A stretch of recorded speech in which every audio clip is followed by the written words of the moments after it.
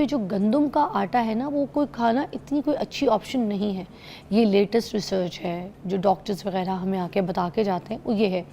उसमें ये कहते हैं कि अगर आपने 100 ग्राम की एक गंदम की रोटी खाई है तो उसमें तकरीबन 70 ग्राम जो है वो कार्बोहाइड्रेट्स हैं, वो है जो शुगर की फॉर्म में, जो आपको खाने में तो मीठी फील नहीं होती टेस्ट में, और वो उसके अंदर मौजूद होती है। अब वो जो बहुत सारे प्रॉब्लम्स हैं ना आपकी बॉडी में क्रिएट करती है, जैसे शुगर हो गया, फैट, ठीक है, ओबेसिटी का शिकार जो पेशेंट्स होते हैं वो इसी वजह से मोस्टली होते हैं।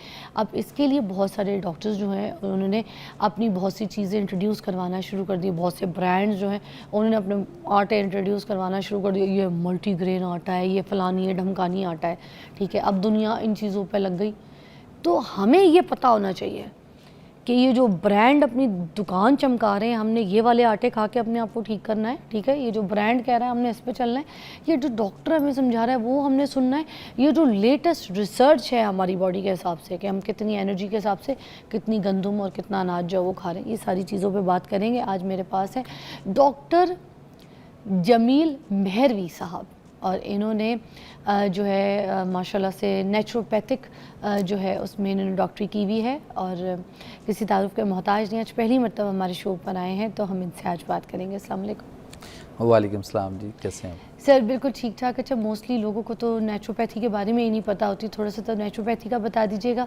उसके बाद फिर हम आगे अपने प्रोग्राम को लेकर चलते हैं। देखिए, नेचुरोपैथी मीन्स आपका तिब्बे कुरानी, नेचुरोपैथी मीन्स आपका तिब्बे नबवी, और कुरान के अंदर अल्लाह ताला ने फरमाया वनुनज़्ज़िलु मिनल कुरान मा हुवा शिफ़ाअ व रहमतुल लिल मुमिनीन वला यज़ीदु ज़ालिमीना इल्ला खसारा। यानी अल्लाह फरमाते हैं कि बेशक हम नाजिल करते हैं इस कुरान में ऐसी चीज़ें जिनमें सरासर शिफा है और ये बाइस रहमत मोमिनीन के लिए। तो वो जो चीज़ें जिनका ज़िक्र अल्लाह ने कुरान में किया नेचुरल हैं, नेचुरल इंग्रेडिएंट्स हैं, और हमें फ़ितरत और नेचर के मुताबिक ज़िंदगी गुजारनी चाहिए। और अगर हम नेचर और फितरत के करीब रहेंगे तो बीमार नहीं हो सकते, और अगर हम बीमार हो गए किसी वजह से तो हमें नेचुरल इंग्रेडिएंट्स पे रहना है। नेचर हमें नेचर के करीब लाएगी और हमारी तमाम बीमारियां जो है वो ठीक हो सकती हैं। और अगर हम कोई ऐसे chemicals, antibiotics, steroids, life saving drugs या एंटी एसिड्स और पेन किलर्स, इन चीज़ों पे रहेंगे तो इट्स ऑल केमिकल, और इन पे जब हम जाएंगे तो ये हमारी फितरत और नेचर में बिगाड़ पैदा करेंगी। नेचर फितरत हमारी और दूर, हम उससे दूर होते जाएंगे तो हम ठीक नहीं होंगे कभी भी। और इसीलिए मैं कहता हूँ कि ये जो फ़रंगी तिब का जो तरीका इलाज है ये साइंटिफिक है ही नहीं, लेकिन हम इसको आज सारे के सारे एक माइंड सेट हो गया हुआ है कि ये साइंटिफिक वे ऑफ ट्रीटमेंट है या ये मेडिकल साइंस असल वो है, तो ये है ही नहीं, साइंस ही नहीं है। तो बताइए ना कि आपकी रिसर्च क्या कहती है कि जो आटा है जी, ये हमें खाना चाहिए? आज के दौर की रिसर्च जिस तरह से मैं बयान कर रही थी, देखें सबसे पहले तो ये है कि हमें अल्लाह को कुरान हकीम के अंदर इरशादात को देखना है और फिर नबी करीम सल्लल्लाहु अलैहि वसल्लम की तालीमात को देखना है, मसला हल हो जाएगा। कुरान में हम देखते हैं तो अल्लाह ताला ने सूरह रहमान के अंदर वल हब्बु ज़ुल अस्फ़ वर रेहान फ़बिय्या रब्बिकुमा तुकज़्ज़िबान, वल हब्बु का मतलब है और भूसा वाला अनाज जिसके अंदर छान हो, यानी चोकर हो।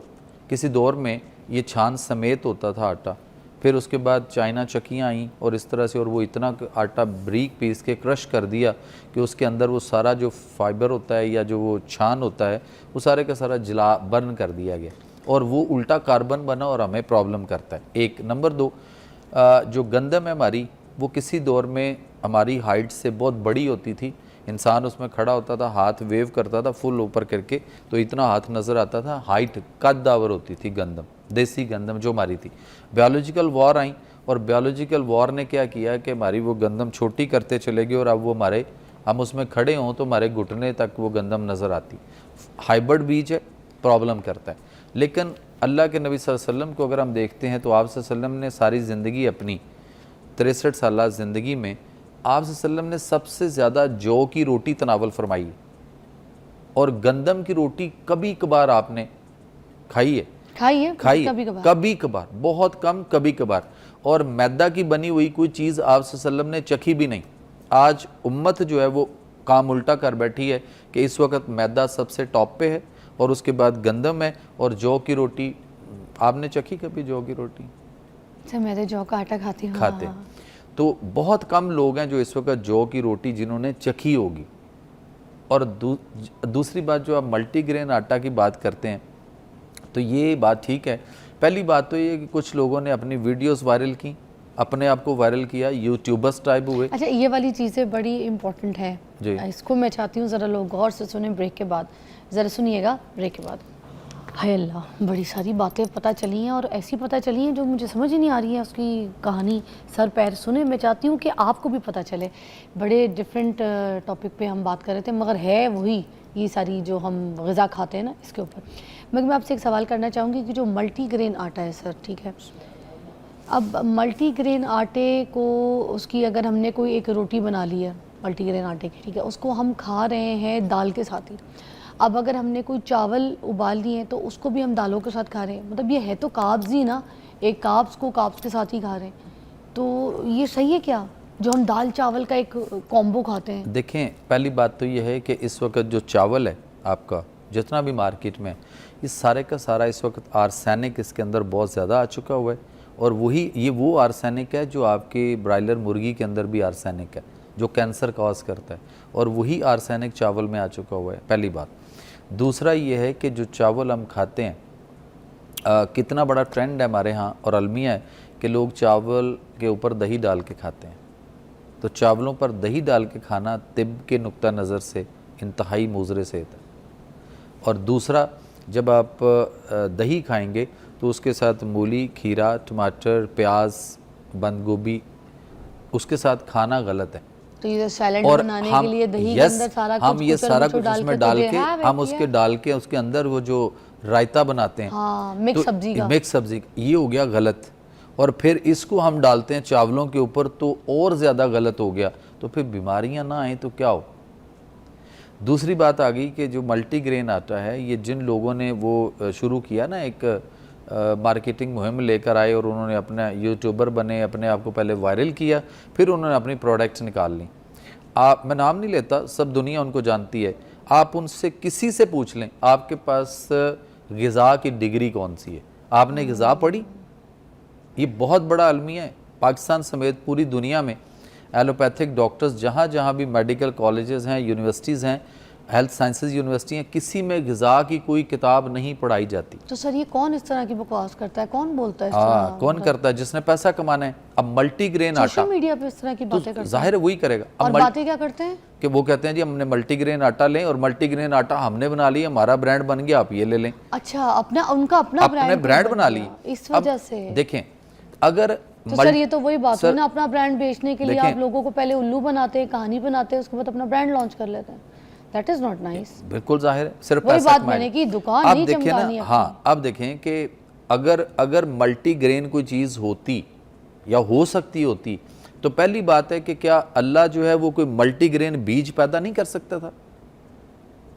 कादर मुतलक है ना, खालिके कायनात है, वो ज़्यादा बेहतर जानता है, पहली बात। और नंबर दो, क्या अल्लाह के नबी सल्लल्लाहु अलैहि वसल्लम ने जिन्होंने तिब्बे नबी की बुनियाद रखी, और आज भी हम तिब्बे नबी पे जाएंगे तो आप यकीन करें नज़ला ज़ुकाम से कैंसर तक आपकी तमाम बीमारियों का इलाज मुमकिन है, हो सकता है। वो तिब्बे नबी का जो खालिक है, वो नबी आखिरुज़्ज़मा, वो जौ की रोटी सिर्फ तनावल फरमाते हैं, वो उसके साथ और कोई अनाज उस दौर में जो भी था वो सारा मिक्स नहीं कर सकते थे। अल्लाह के नबी सल्लल्लाहु अलैहि वसल्लम ने फरमाया, हदीसें मौजूद हैं, एक वक़्त में एक सालन, यानी just a single dish, one dish. साहबा ने अर्ज़ की, या रसूल सल्लम आप को इजाज़त दे दीजिए, कोई और कभी त्यौहार, गमी, खुशी, कोई ऐसा कोई दिन, ईद, ऐसा कोई, तो थोड़ा सा इजाज़त फरमा दे। आपने फरमाया 2, फिर आपने फरमाया 3, यानी 3 सालन या 3 डिशेस, फिर आपने फरमाया इसके बाद इसराफ, इसके बाद नहीं। यानी बूफे सिस्टम को 1500 साल पहले हमारे नबी जो वो कंडेम्प्ट कर गए, और आज हम दावत करते हैं तो बूफे होना चाहिए और 15, 20, 50 खाने लगे। अच्छा, हम दावत घर पे भी करते हैं किसी को जी, बुला फिर भी के, और ऐसे हम लोग कहते हैं 4, 5, 6, 8 किस्म के सालन, डिशेस, मीठे, ये सब कुछ बनाओ। तो हम जो मेहमान हैं उसके लिए कोई अच्छा काम नहीं कर रहे, हम उसके लिए मौत का जो एक खड्डा है ना वो खोद रहे। तो आप सल्लल्लाहु अलैहि वसल्लम फरमाया कि ये जो 1, 2, 3 सालन जो डिफरेंट आप करें, इनको ये भी देखिएगा कि ये एक दूसरे के साथ एग्रेवेट या क्लैश ना करते हो, मुताबिकत ना रखते हो। अच्छा। और हम यहाँ पे हर चीज़ ऐसे मिक्स करते हैं। अब ये देखें कि जो मल्टीग्रेन आटा है उसके अंदर जितने भी, हम नाम नहीं लेंगे, टाइम बहुत थोड़ा है हमारे पास, हमने ये देखना है कि कितने बीज उसमें डाले गए और उन सारों का आटा मिक्स कर दिया गया, क्या ये फार्मूला हम बना सकते हैं? क्या हम ऐसा कर सकते हैं? कौम जो है ना वो एक माइंड सेट देखती है, वो कहती है जी मेरे पास पेशेंट आते हैं, वो कहते हैं जी हम तो मल्टीग्रेन आटा खा रहे हैं। मैं कहा जी फिर ठीक हुए, क्या हुआ उससे हासिल क्या हुआ?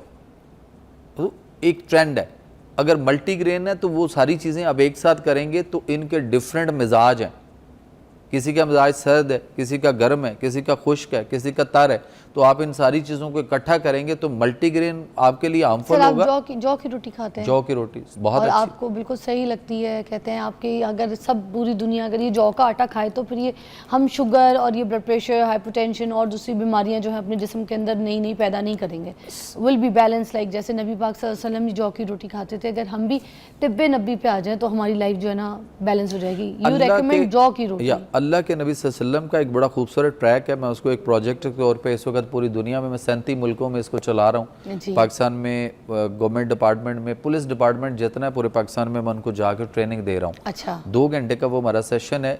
मेरा वो प्रोजेक्ट का नाम है कि बैक टू नेचर, और थीम उसका ये है कि nature your future road map for life अल्लाह's health system according to Quran. और मेरा वो जो प्रोजेक्ट है अगर उसको हम अंडरस्टैंड करें और कौम उसको समझे और उस पर 1 साल सिर्फ अमल करे तो आपके पाकिस्तान का जो हेल्थ का बजट है गवर्नमेंट का, वो मिनिमम जो है वो 1 साल के अंदर 80% जो है वो विल बी रिड्यूस्ड, कम हो सकता है। बीमारियां घरों से ख़त्म हो सकती हैं। अल्लाह ने इतना खूबसूरत ट्रैक दिया है, अल्लाह ने इंसान को बेयारो मददगार भेजा है यहाँ पे। हमारे पुलिस डिपार्टमेंट में तो सबसे ज़्यादा ओबेसिटी देखने को मिलती है। मैं तो बहुत मुश्किल से देखती हूँ कोई स्लिम स्मार्ट कोई पुलिस वाले हों। जितनी जो भी पुलिस डिपार्टमेंट में के लोग हैं तो इसी तरह मुख्तलिफ जिनको देखती हूँ तो मैं सबसे ज़्यादा उनका पेट भी बाहर होता है। इसी तरह मुख्तलिफ स्कूल कॉलेज यूनिवर्सिटी में करवा रहे हैं। मैं पीछे वेस्ट अफ्रीका के प्रेसिडेंट की इन्विटेशन पे एज अ स्टेट गेस्ट उनके प्राइम मिनिस्टर मुझे मिलना चाहते थे, हालांकि मैं एक छोटा सा अदना सा बंदा हूँ। उन्होंने कहा जी हमारे प्राइम मिनिस्टर मिलना चाहते हैं, तो मैं एज अ स्टेट गेस्ट उनके 16 मुल्क विजिट करके आया हूँ और वो 16 मुल्क अटैच हुए हैं। मुझे उन्होंने एज ए एडवाइज़र लिया वहाँ पे कि जी आप हमारे साथ काम करें। तो असल ये है कि अल्लाह का निज़ाम सेहत को अगर हम फॉलो करें और फितरत और नेचर के करीब रहें। अब देखें ना, लोग देसी घी बहुत अच्छा है, लेकिन देसी घी तवे के ऊपर लगाना जुर्म है। उसको पराठा बनाना, उसके अंदर लगाना, सेकना। आप उसको चपाती बनाएं, उसको नीचे उतार लें, उसके ऊपर देसी घी जितना मर्जी लगा लें, कुछ